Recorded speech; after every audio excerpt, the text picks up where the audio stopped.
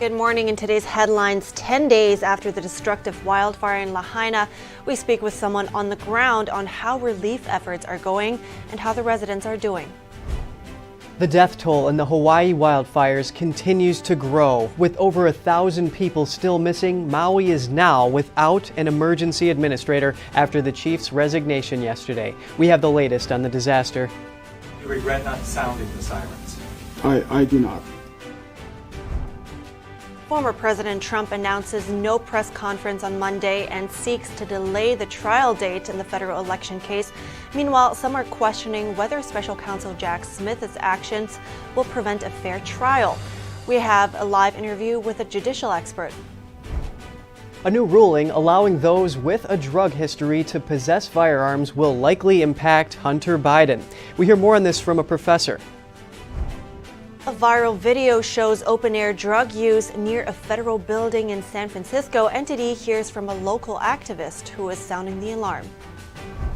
And according to experts, now is the best time to book your vacation. We have some tips to find the best price.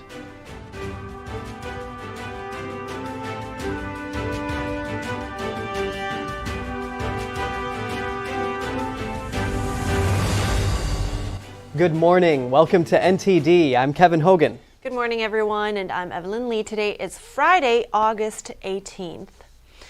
Well, Hawaii residents are speaking out against the emergency management director and his handling of the sirens. Yes, absolutely. I mean, even the government website says that those sirens can be used for wildfires, and even residents feel the same way. Right, but you know, based on that soundbite we heard earlier also, it seems like there is different views on that, but we want to get into a bit more detail later on.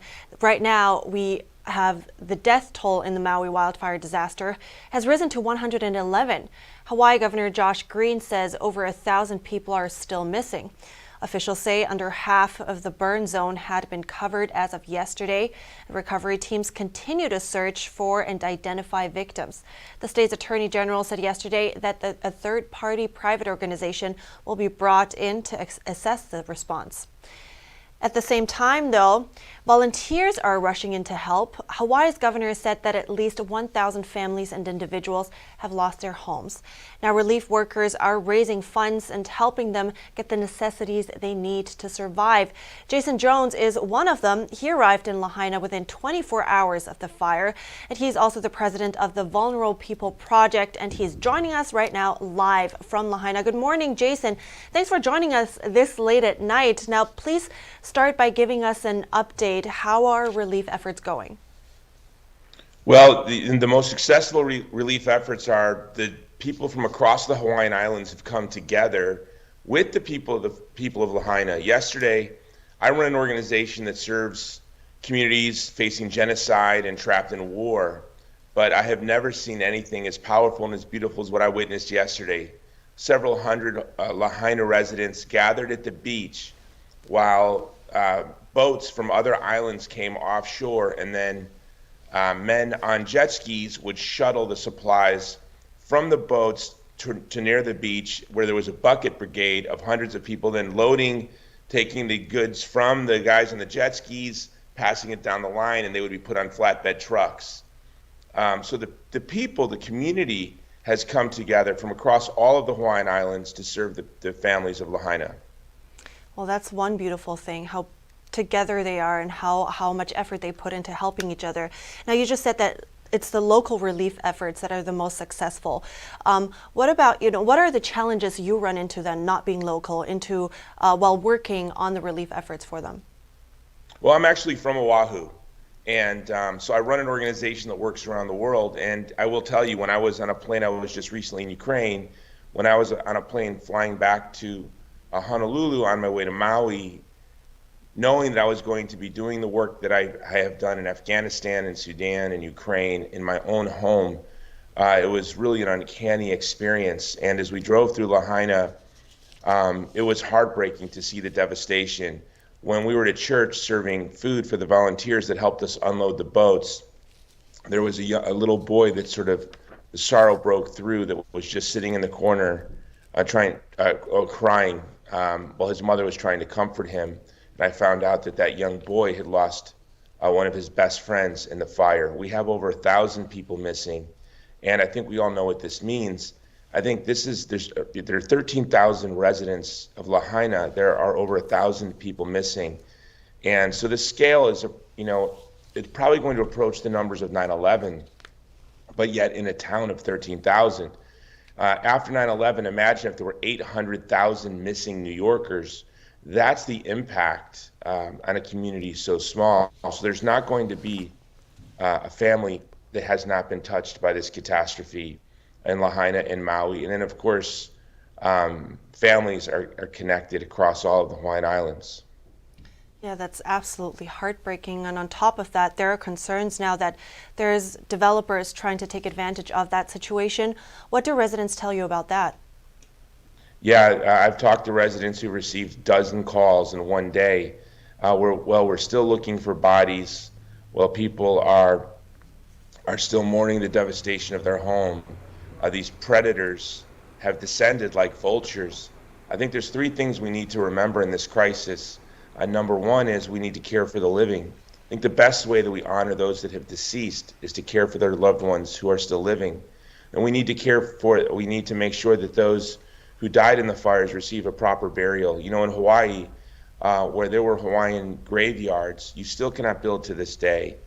And respect for the dead is foundational to all cultures. We need to make sure that everyone receives a proper burial. And then finally, we need to keep Lahaina local. The Hawaiians, the native Hawaiians, who this has been their home, obviously, since 400 AD is when the first settlers arrived. And to the Kama'aina, those communities that were brought here in the late 19th century, the Filipinos, the Chinese, the Okinawans, the Japanese, the Portuguese, who all came to the Hawaiian Islands and knit together one of the most beautiful, unique communities in the world. We need to make sure that the Hawaiians and the Kama'aina are here, that this is their home, that when we rebuild Lahaina, we keep Lahaina local. And I think these should be the priorities. Now, we want to keep that in mind. And also, a couple more seconds before we have to go, how can people help from afar?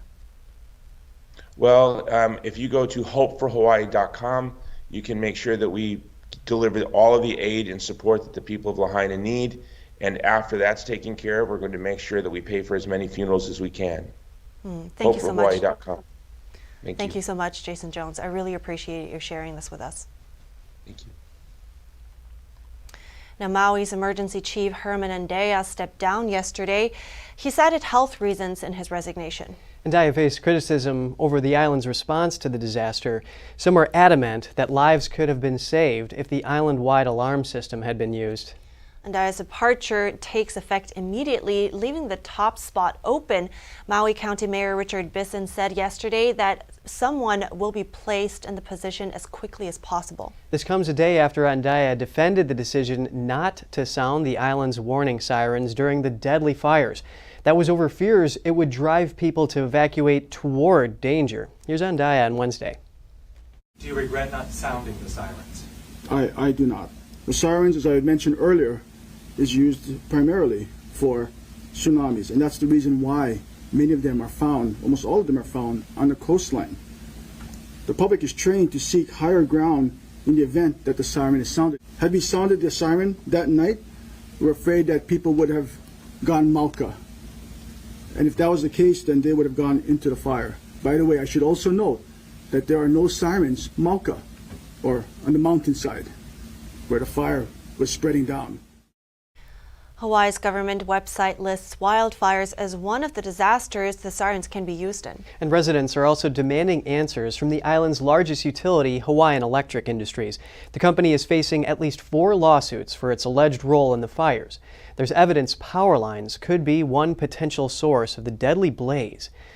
Lawyers are questioning the company's operation and equipment maintenance, and many suggest the fires could have been prevented if the power had been shut off in time.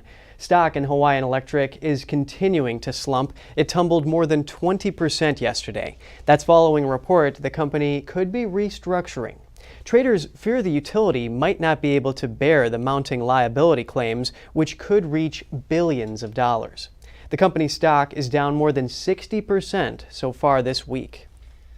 Hawaiian Electric had its credit rating downgraded to junk earlier this week. S&P Global says the company is at a higher risk of default due to the fires and that there is potential for further downgrades. And we'll keep you updated with the latest on the devastating fire and response.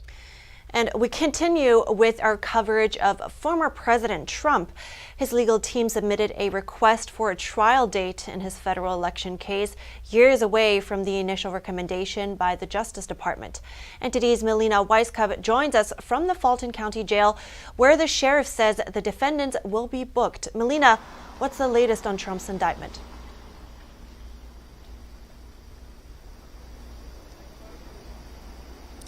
So as Trump's legal team continues to try to fight this indictment here in the state of Georgia, Trump has now canceled that press conference scheduled for Monday that was meant to refute this indictment. We'll read you exactly what he had to say on Truth Social about why he's canceling this press conference. We'll show you on the screen here. Instead of releasing the report on the Georgia election, my lawyers would prefer putting this, I believe, irrefutable and overwhelming evidence of election fraud and irregularities in formal legal filings. Therefore, the news conference is no longer necessary. Now, those legal filings that the lawyers say they will file this report in, it's unclear if they'll be planning to use this as part of their defense here in the state of Georgia, or if that will be a separate legal filing. That's something we will be keeping an eye on. As for that DOJ case regarding the 2020 election, Trump's lawyers have requested an April 2026 start date for that trial. That's more than a year after the next presidential election and well over the start date of January 2nd that special counsel Jack Smith had previously proposed. Trump's lawyers reason that there's just too much information for them to review. There's more than 11.5 million pages for them to review, which if stacked on top of each other, Trump's lawyers say would reach 5,000 feet high. They say even if they were to review 100,000 pages every day, they still would not be able to meet that January 2nd trial date that special counsel Jack Smith has requested. But ultimately, when that trial in D.C. starts is up to the judge, Tanya Chuckin, who's overseeing the case. So we'll be keeping an eye on when she decides to announce that trial date in the future, as well as when a trial date will be set here in the state of Georgia. The DA here in Georgia has proposed a March 4th start to the trial date, which is a day before Super Tuesday, where they kick off the GOP primary, a very important day for Republicans in that presidential race. But the judge has not yet signed off on that, so that's something we will be keeping an eye on here in the state of Georgia as well. Thank you very much, Melina, for this. Now, Fulton County DA Fannie Willis is recommending a trial date in Georgia's election case. She asked for it to start March 4th next year. The proposed trial date would have Trump in court mid-campaign for the 2024 Republican presidential nomination. The Georgia DA has asked that arraignments for Trump and the 18 co-defendants be scheduled next month on September 5th. Voters in Atlanta have mixed feelings about the latest case against the 2024 presidential candidate. NTD's Jeremy Sandberg has reactions to Trump's fourth indictment this year. Georgia's indictment against Trump describes his dispute of the state's election results as a criminal conspiracy and not as a legitimate challenge. Residents in Atlanta, Georgia reacted differently to the criminal charges against the former president and 2024 candidate. It's time for him to pay for his whatever he done. It's pay. You got to pay. If you do wrong, you got to pay for it. You can't get away with everything. Oh boy, I don't want to see that happen to nobody. You want the truth. You know, in my opinion, I don't want nobody to go down. You know, so in my opinion, I don't want to see nobody go down, especially the leader of the free world. All 19 defendants in the case have been charged under the RICO Act, a law used to target members of organized crime groups like the Mafia. Fulton County District Attorney Fannie Willis says she plans to try all the defendants together. I am trusting her judgment that what she brought before the grand jury was what, she felt that he was, what's the word I'm looking for, what he may have been found guilty or that he actually did do these crimes. Well, no, it shouldn't be like that, just because they don't like him. But, he had to do something wrong in order to go. They don't pin that on him because he don't like him. Send him to jail. That don't sound too good to me. You don't like a person that don't automatically just, confine them to jail. But we all make mistakes. We all make bad decisions. That just won't be right. confining him like that. The indictment alleges the defendants engaged in a criminal racketeering enterprise to overturn Georgia's presidential election result with the goal of allowing Trump to seize the presidential term of office in 2021. Hopefully, justice will be served, and if he is, found innocent, then we have to support that and move forward with the next election. Willis has set a deadline of next week Friday for the defendants to turn themselves in at the Fulton County Jail to be booked. Jeremy Sandberg, NTD News. Well, good to hear from the people. Yes, that's right. And March 5th is Super Tuesday, so that's just one day after. We'll see how that affects voters. In Fulton County, Georgia, the sheriff's office says members of the grand jury that indicted former President Trump are the focus of online threats. Local law enforcement is now investigating. Here's the story. Law enforcement officials are investigating threats against members of the grand jury that are overseeing former U.S. President Donald Trump's legal battle in the state of Georgia. Threats that reportedly came after the personal information of jury members was leaked online. That's according to the sheriff's office in Fulton County, Georgia, the center of that legal battle. It's been high security around Fulton County's courthouse in Atlanta over Trump's indictment. State government policy is that indictments that are made public record include the names of grand jurors, but no other personally identifiable information. The sheriff's office says it's working with both state and federal agencies to track down the origin of the threats. And on this topic, the question on many Americans' minds is, will former President Trump get a fair trial in D.C. in his election case? We hear more on this from a judicial expert. John Malcolm, VP of the Institute for Constitutional Government at the Heritage Foundation, joins us live. John, it's great to have you with us. Former Lieutenant Governor of New York, Betsy McCoy Ross, she wrote an op-ed in the Epoch Times alleging that Special Counsel Jack Smith is not being truthful and is using legal trickery here. She listed a few points. Here's one. The indictment says Trump told his supporters to fight, but it left out the part where Trump told his supporters to go to the Capitol peacefully and patriotically. McCoy calls this a lie of omission. Do you think this is going to impact the trial?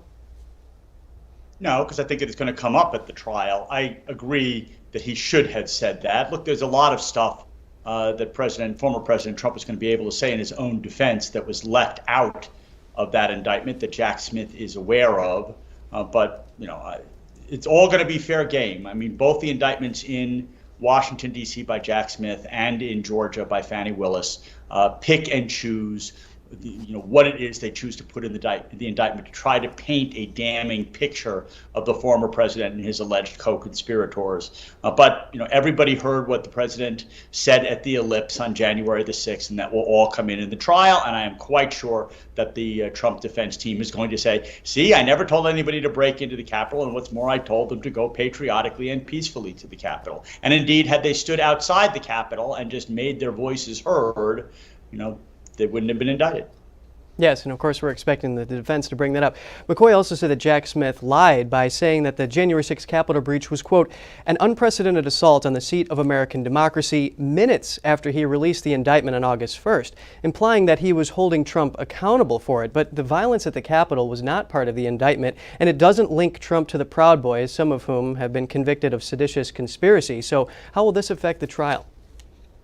Well, I agree with that. I don't know whether Jack Smith was lying or not. Again, he chose to put in what he wanted to put in. He says in the indictment that Trump directed the people to the Capitol. He did say, I understand you all are going to go march to the Capitol. But I was expecting to see in that indictment that there were going to be communications between the former president or his people with the Proud Boys and Oath Keepers, something connecting him to the violence. And there wasn't. He painted a picture in the indictment of the president not stopping the violence until a couple of hours after the fact. But I did think that it was somewhat unfair to indirectly accuse him of everything that happened inside the Capitol without producing any evidence to really establish that. And John, the Sixth Amendment also comes into play here. McCoy is also saying that the legal trickery from Smith centers on how he said that the public is entitled to a speedy trial, but the Sixth Amendment reserves that right for defendants so that they can protect themselves against a powerful government, and they can waive that right if they need more time for the defense. So do you think Smith's rhetoric here could jeopardize the chance of having a fair trial?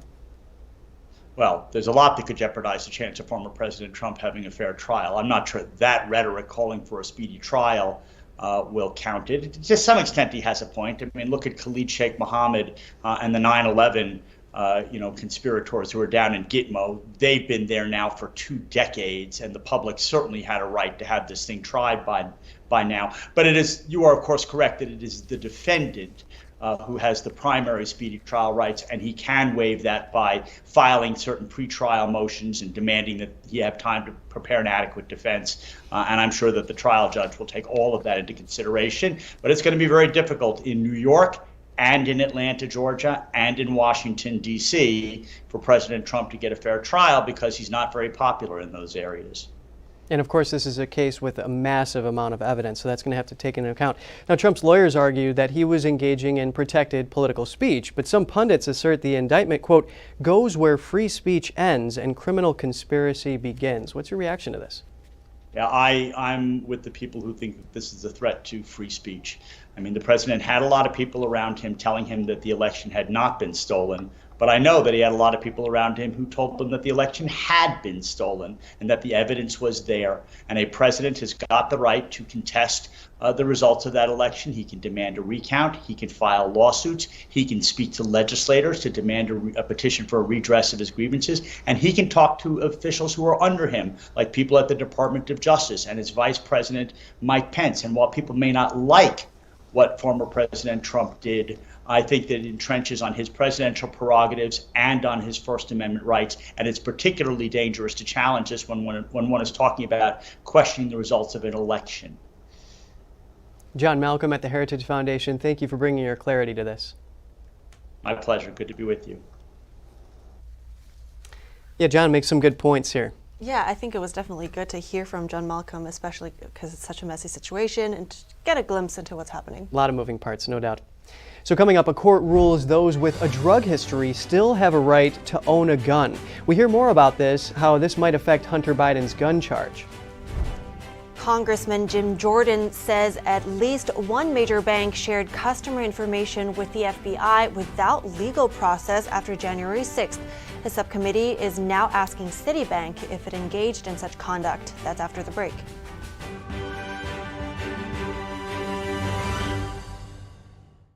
Is deep-sea fish oil really healthy? Due to pollution in the oceans, most fish contain heavy metal elements and radioactive substances. That's why it's so important to choose a pure source of omega-3. Puritang green vegetable omega-3 is made from purslane and perilla seeds, which are rich in nutrients and minerals, especially vitamins A, D, E, calcium, and iron. With natural processing and no harmful chemical additives, it has more than 90% concentration of omegas 3, 6, 7, and 9. It effectively improves brain power and is beneficial to the heart's health. Puritang omega-3 does not smell of fish and contains no pollutants, so both adults and children can safely and easily consume it over a long period of time. Puritang green vegetable omega-3, greener, healthier, and more effective. Visit puritang.com to learn more.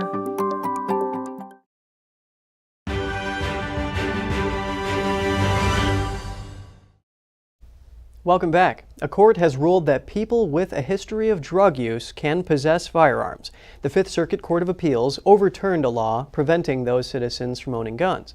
We hear more from an expert about this from a constitutional perspective and how this will impact Hunter Biden's gun charge. Take a look.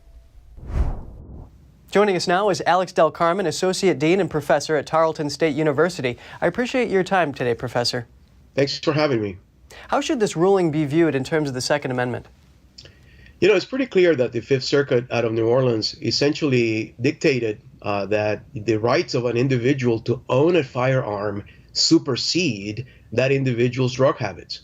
And what that means is that, you know, if you are in fact under the influence of any kind of narcotics, the law cannot prohibit you from actually owning a firearm, even though there may be laws in place that may prohibit you from carrying one while you're intoxicated. So are there any risks that come with this ruling? Of course, you know, part of it is that people are not going to understand it. And by virtue of that, they're going to feel that they have a license to carry a firearm in spite of the fact that they're using drugs.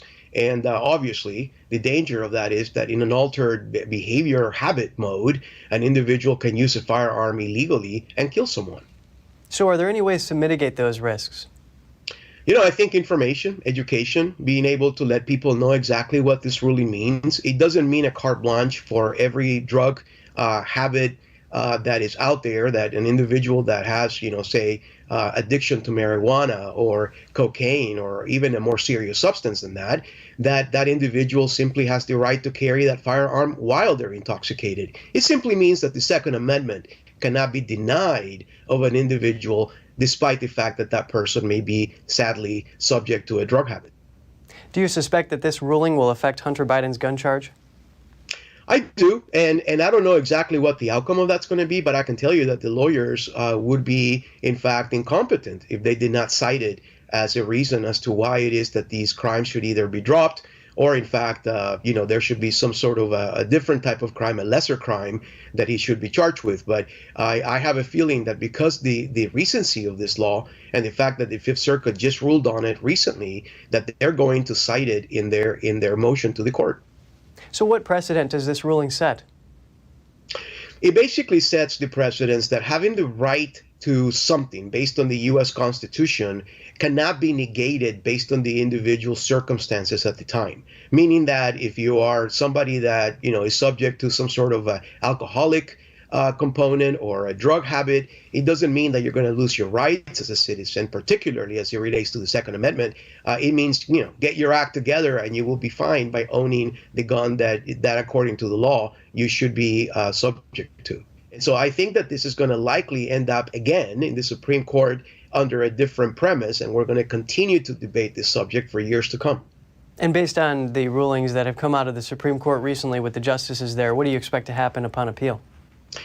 I suspect that the actual appeal is going to be withheld, meaning that the appellate court all the way up to the Supreme Court is going to side with the rights of the individual to own a gun versus the drug habits that they may have. However, they're going to likely use language that is going to be open enough that it would allow for states to be able to implement their own laws restricting people that are under the influence of some sort of a drug to be able to carry a weapon versus owning that. Professor Alex Del Carmen, thank you so much for your analysis on this. Thanks for having me. In a strange case, a woman from Canada has been sentenced for sending poison to President Trump when he was in office in 2020. The woman now faces over 21 years in prison. 55-year-old Pascal Ferrier is a dual citizen of France and Canada. Back in September 2020, the White House intercepted a ricin-laced letter addressed to Trump.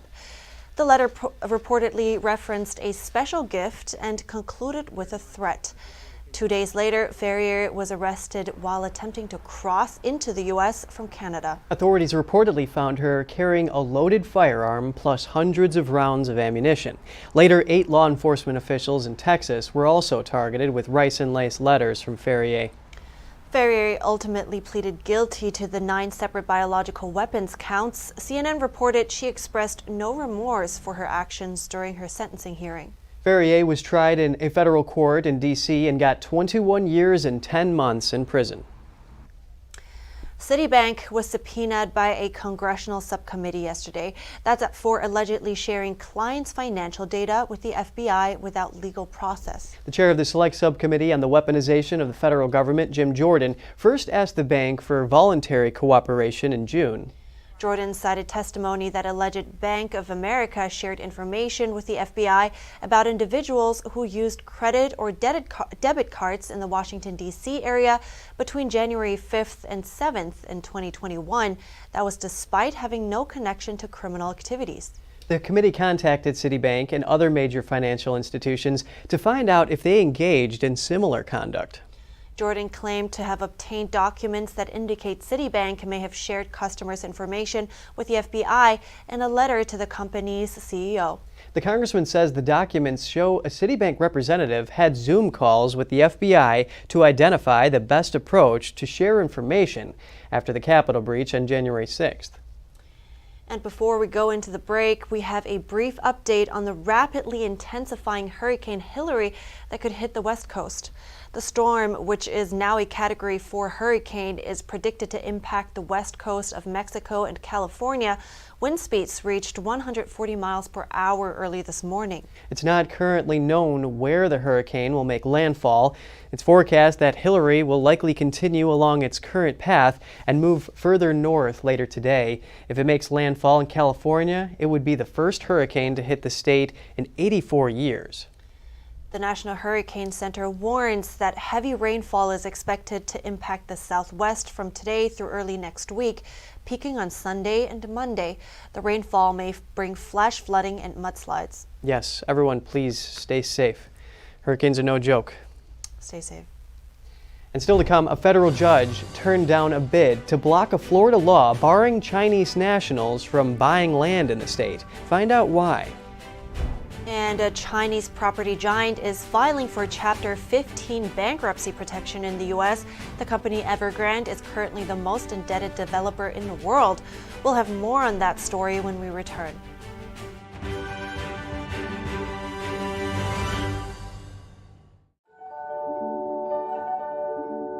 There's always a searching process for beauty. You know it when you see it.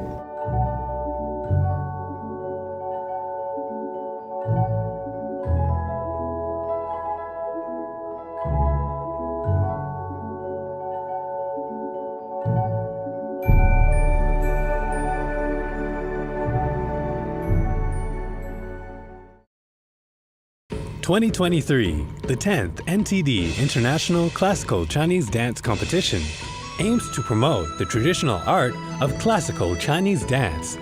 This September, top dancers from around the world will compete in skill and showcase talent at the Performing Arts Center of Purchase College in New York.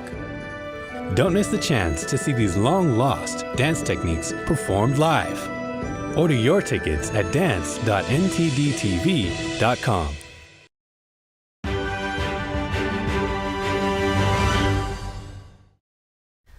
Good to have you back. A Florida law barring Chinese citizens from buying homes in the state will remain in place.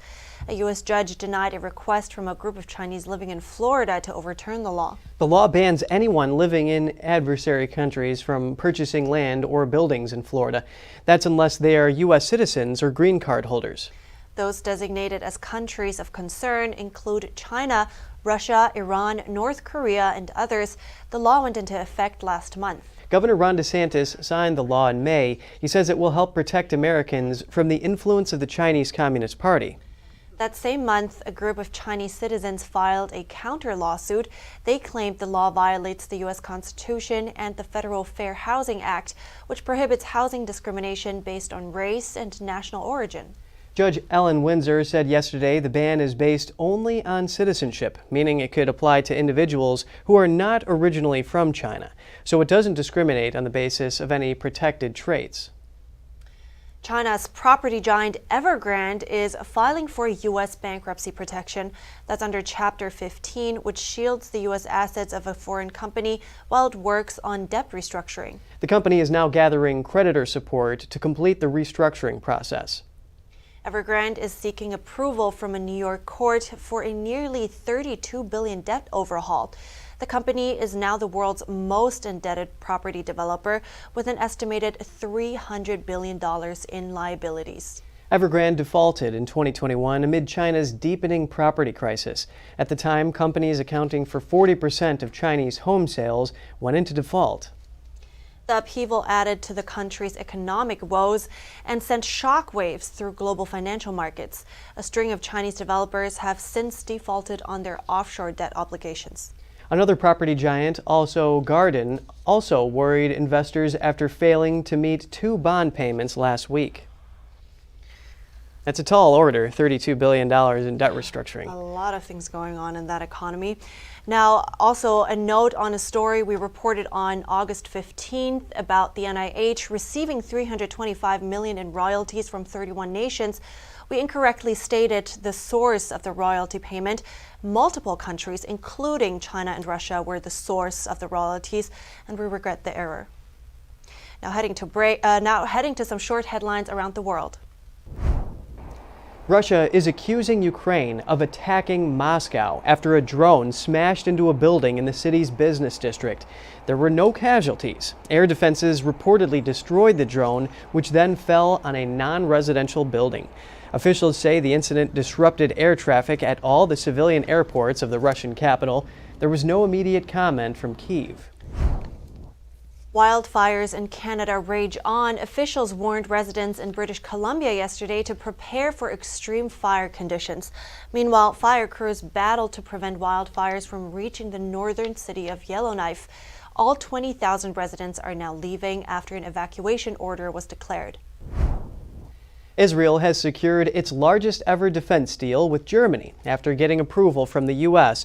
Germany will buy an advanced missile system designed to intercept long-range ballistic missiles for $3.5 billion. The deal could draw the attention of Russia.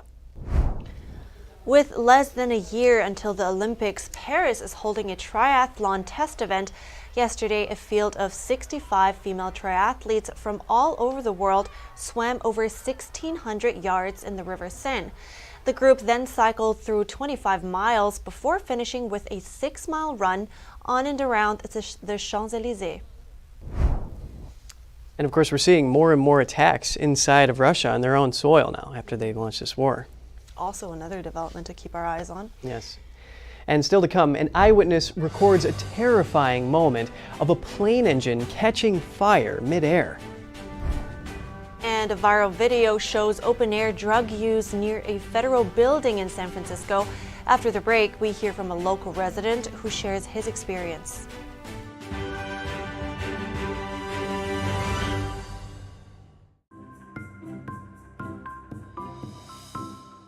They are some of the hottest videos on social media. Those videos claiming to instantly get rid of bags under your eyes. Annette Figueroa is here to tell us why she says this one is for real.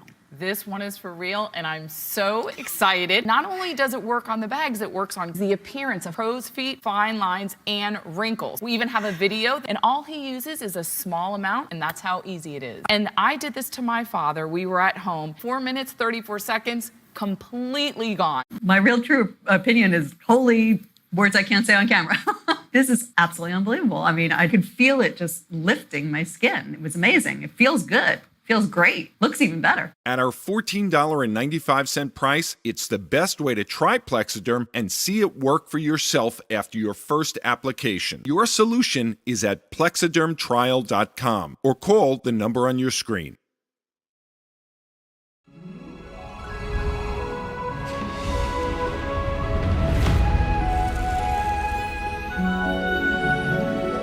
Miss NTD, the first NTD Global Chinese Beauty Pageant.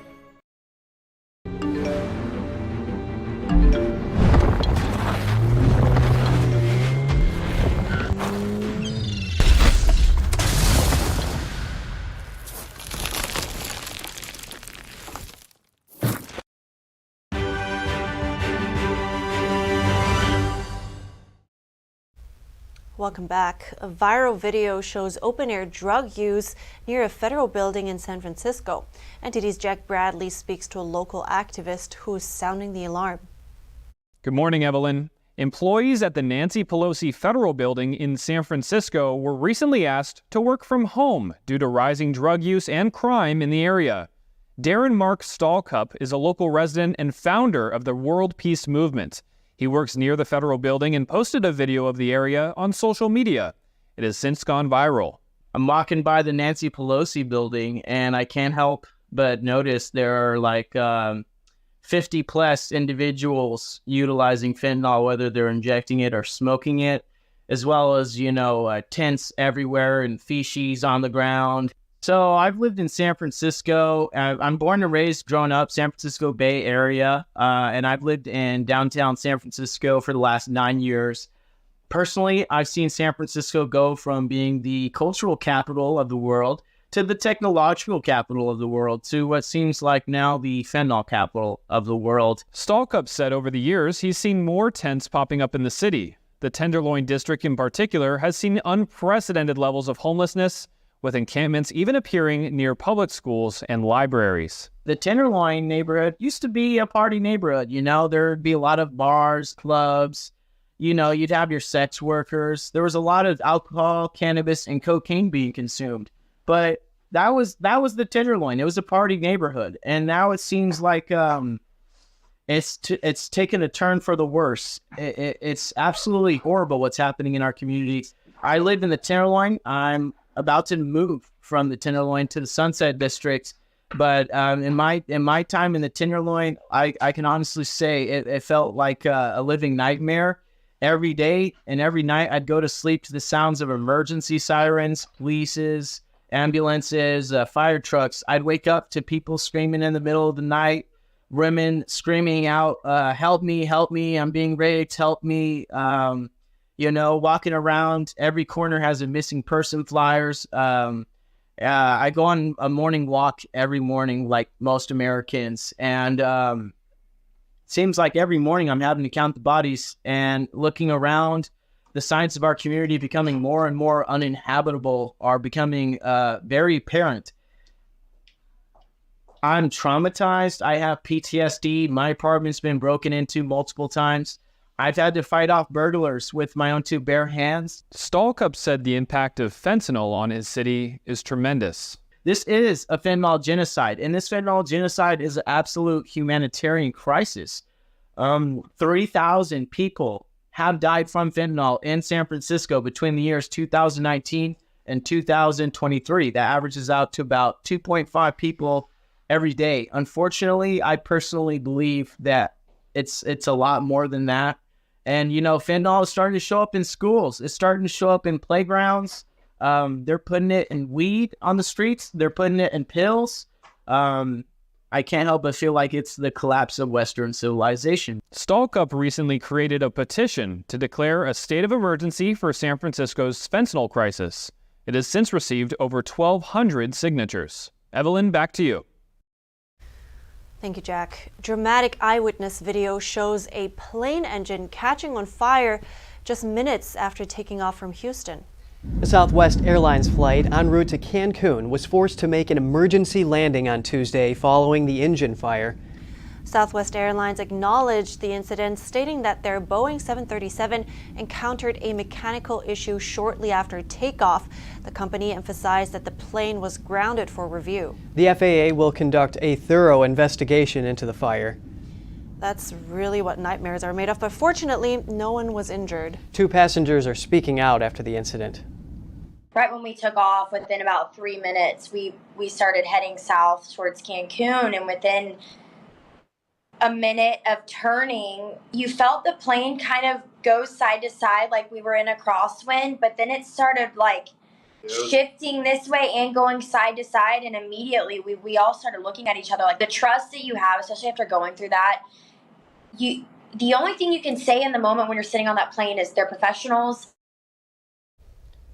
But lucky they were able to land so fast after that. Yes, fortunate conditions in that scenario, and thankfully no one was hurt. And you know, hopefully the airlines will do something to compensate people, even though they weren't hurt, for maybe any emotional trauma they suffered. Right.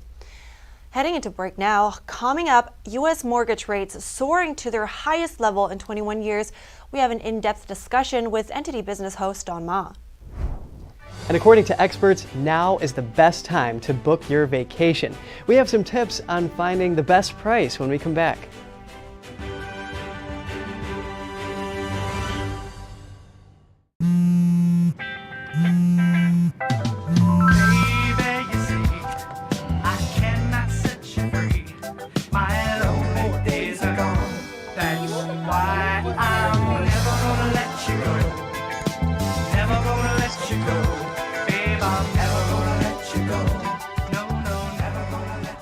Here you go.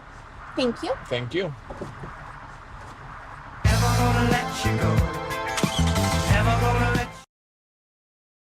Buying a house is complicated and confusing, especially now. That's why who you work with matters. Together with HomeLight, we find solutions for every buyer. Our team helps you get the home you love every time.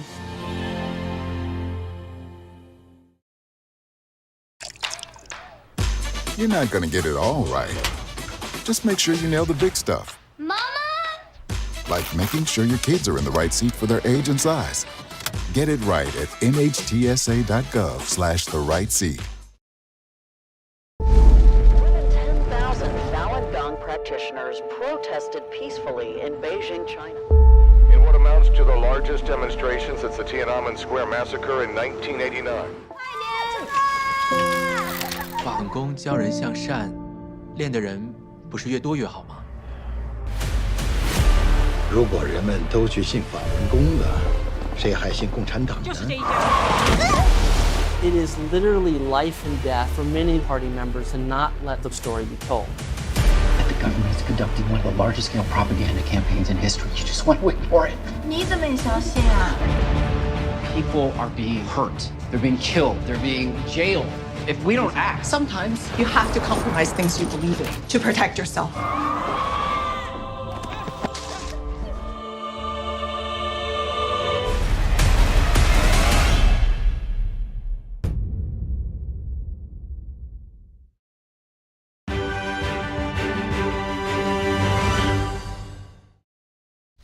It's good to have you back.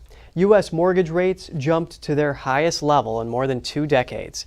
The benchmark 30-year home loan rate has climbed above 7% after weeks of gains. We're joined by NTD Business host Don Ma to tell us more. Good morning, Don. Good morning, Kevin. Mortgage rates soared to their highest level in 21 years. The 30-year the week ending August 17th. That's up from 6.96% the week before. And that's all according to data from Freddie Mac. So Don, how did it get so high? Yeah, so here's some context first. The average mortgage rate is based on mortgage applications that Freddie Mac receives from thousands of lenders across the country. And rates have been above 6.5% since the end of May and climbing higher since mid-July. Now, the last time rates were over 7% was in November of last year. This week's average rate is the highest the 30-year fixed rate mortgage has been since April 2002. Mortgage rates have spiked because of the Federal Reserve's rate hiking campaign. That's the main reason. The rising average rate for a 30-year fixed mortgage loan mirrors the trend of 10-year Treasury yields, and that's important. And recently, the 10-year hit the highest level since the summer of 2007. So, in a nutshell, it's because the Federal Reserve has increased interest rates, why the mortgage rate has increased as well. Right, one of the offshoot effects of this inflation that we're seeing. So, Don, can you give us a quick explanation here? Why does the mortgage rate mirror the 10-year Treasury yield? Right, so I'll keep this as simple as possible. Bond prices and mortgage interest rates have an inverse relationship with one another. That means when bonds are more expensive, mortgage rates are lower, and the reverse is also true. And bond prices only influence fixed rate mortgage loans. Now, the 10-year Treasury yield is often seen as a benchmark for the risk-free rate of return. So mortgage lenders tie their interest rates closely to Treasury bond rates. And typically the gap between the 10-year Treasury yield and the 30-year fixed mortgage rate spans 1.5 to 2 percentage points, but for some time now that margin has grown. That's very interesting, Don. Do you have any other news for us? Yeah, just a quick update regarding Facebook. So this is a deadline reminder for all Facebook users. If you have basically 1 week left to get your share of Facebook's $725 million settlement. So last year, Facebook agreed to pay the money to settle a host of class action lawsuits. They alleged the company let third party access its user private data without permission. The data was accessed by the political consulting firm Cambridge Analytica, who worked for the Trump presidential campaign in 2016. So here's what you need to know to make a claim in this case. You must submit your claim by 11:59 p.m. Pacific time next Friday if you're filing online. And if you're filing by mail, your envelope must be postmarked by August 25th. The payoff will vary for each individual, and it's still unclear when the payments will take place. Yeah, that's all from me this morning, Kevin. A little bit of compensation where compensation is due. Don, host of NTD Business, thank you so much. Thank you. Much of the country may have the record-setting hot summer temperatures on their minds. But travel experts say now is the time to think about winter and book flights for holiday travel. Here are 5 tips to lock in cheap prices on your airline tickets. Summer is still in full swing, and the last thing on many people's minds are the winter holidays. But if you're planning to fly to your destination this 2023, travel experts say now is the best time to book flights. And the reason why is, think about it like you're buying a winter coat. When do those tend to go on sale? In the summertime. It's the same thing with those winter flights. Travel expert Scott Keyes has 5 tips to lock in the cheapest prices on your airline tickets. 1. Check if it's cheaper to book 2 one-way flights instead of just 1 round-trip flight, even if it means booking with 2 separate airlines. You can sometimes save $100 or $200 just by doing that. 2. Use your points or miles. Kai says you can often get a good deal during the peak holiday travel season. Kai says one way to know if you're getting a good deal with points is to get at least 2 cents per point. 3. Check fares for nearby airports. Sometimes you'll find cheaper fares than at your destination airport. 4. If you're looking to travel internationally, consider traveling over Thanksgiving. Kai says that's the hidden best week of the entire year for overseas travel because most Americans are traveling domestically to see family. And finally, consider traveling on the actual holiday themselves. You often see fares that are 30 or 40% cheaper than a few days before or a few days after. For Consumer Watch, I'm Jen Sullivan. Some good tips, lots to think about, and it's a great way to leverage that supply and demand. Good point. I, for myself, put down travel during Thanksgiving internationally. That's a great one. Right, it's a good time to travel. All right, heading into break now. Coming up, an Australian pensioner who's putting her fashion design skills to good use. We take a look at her elaborate but slightly unconventional creations. That and more after the break.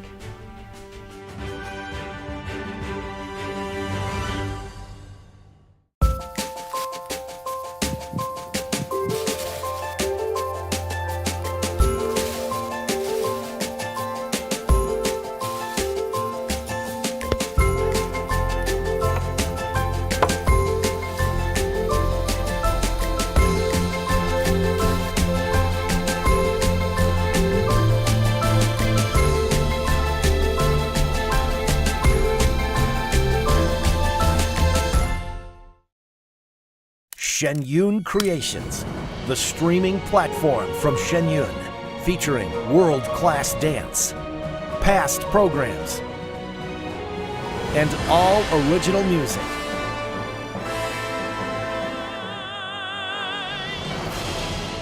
Masterclasses, behind the scenes, comedy, and more. Explore shenyuncreations.com. Does this look familiar? You probably think this is what owning hearing aids would be like. Let me tell you, there's a better way. The Atom by Audien Hearing. The all-new Audien Atom is the world's first wireless charging hearing aid under $100. The Atom comes with an easy-to-use wireless charging dock. Plus, the Atom has a 22% smaller design, so it's nearly invisible when worn in the ear. That's why we have over 250,000 happy customers. Each pair has a 45-day money-back guarantee, so there is zero risk in trying them. Call 1-800-918-3109. That's 1-800-918-3109. Call 1-800-918-3109 or go to audienhearing.com to get your pair of Audien Atom hearing aids for only $99.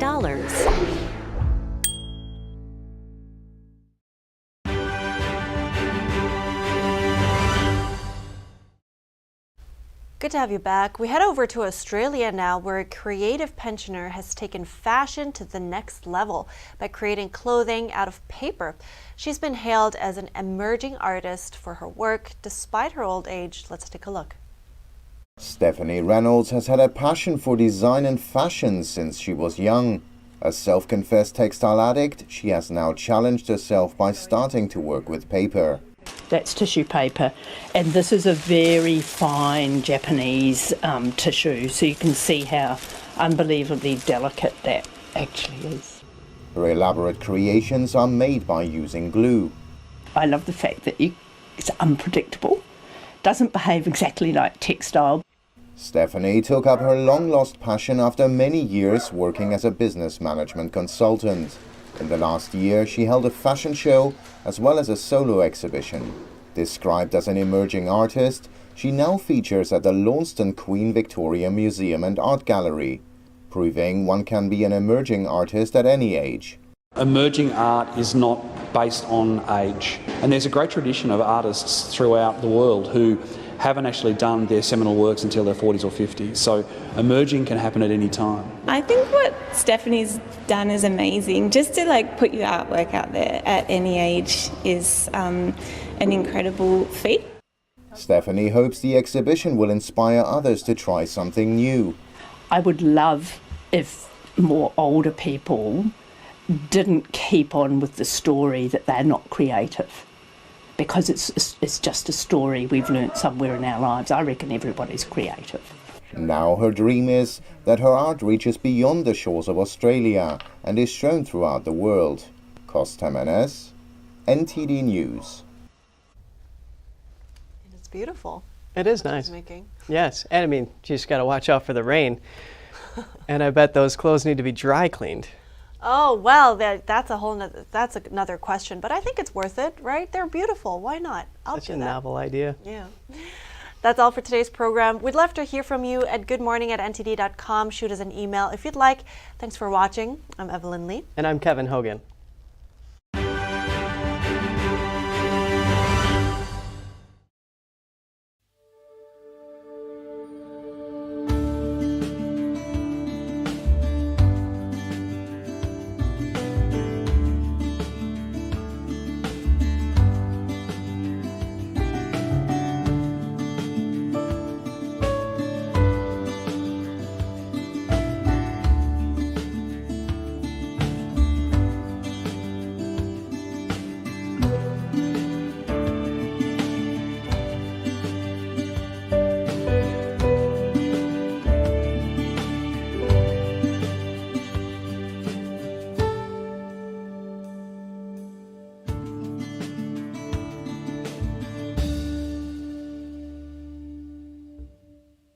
Thanks for watching us on YouTube. Did you know YouTube only keeps selective videos on its platform? So if you want to make sure you get the full picture, just subscribe to our newsletter.